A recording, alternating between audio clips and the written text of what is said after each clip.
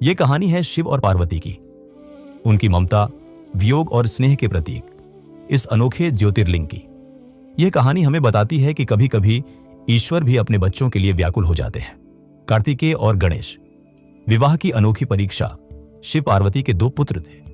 कार्तिकेय वीर, तेजस्वी, युद्ध कला के अधिपति गणेश बुद्धिमान, शांत, विनम्र। एक दिन देवताओं में यह चर्चा उठी, किसका विवाह पहले हो। शिव पार्वती ने कहा, जो पहले तीनों लोकों की परिक्रमा कराएगा उसका विवाह पहले होगा। कार्तिकेय तुरंत अपने मयूर वाहन पर सवार होकर निकल पड़े तीनों लोकों की परिक्रमा करने। पर गणेश ने अपनी बुद्धि लगाई। उन्होंने शिव और पार्वती के चारों ओर परिक्रमा की और बोले, मां पिता ही तो तीनों लोक हैं, इनकी परिक्रमा से ही सब लोकों की परिक्रमा पूरी हो जाती है। शिव मुस्कुराए, पार्वती ने मस्तक पर हाथ रखा और गणेश का विवाह पहले करवा दिया गया। जब कार्तिकेय लौटे और यह देखा तो उनका हृदय टूट गया। क्या मेरी मेहनत व्यर्थ गई? क्या बुद्धि बल से श्रेष्ठ है, या मैं अब अकेला रहूंगा? वो क्रोधित हो उठे। उन्होंने विवाह से मुंह मोड़ा और दक्षिण की ओर श्री शैल पर्वत पर जाकर तप करने लगे। शिव पार्वती को जब यह झांत हुआ तो उनका माता पिता का हृदय तड़प उठा। वे बोले, अगर बेटा हमारे पास नहीं आ सकता तो हम उसके पास चलेंगे।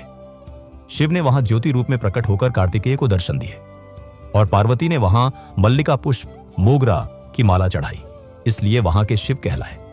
मल्लिकार्जुन, मल्लिका पार्वती प्लस अर्जुन शिव। जहां शिव पार्वती दोनों एक साथ पूजित हैं, ज्योतिर्लिंग है जहां शिव भी हैं और पार्वती भी। दोनों की मूर्तियां एक ही गर्भगृह में हैं, जैसे घर में माता पिता। मंदिर से जुड़ी अद्भुत बातें। यह मंदिर श्री शैल पर्वत पर स्थित है और यहां चढ़ाई करते समय लोग मानते हैं कि जो हर कदम पर शिव शिव कहे उसकी थकान नहीं रहती। यहां एक गुप्त सुरंग है जो कहा जाता है कि केदारनाथ तक जाती है, हालांकि बंद है और रहस्य में डूबी हुई है।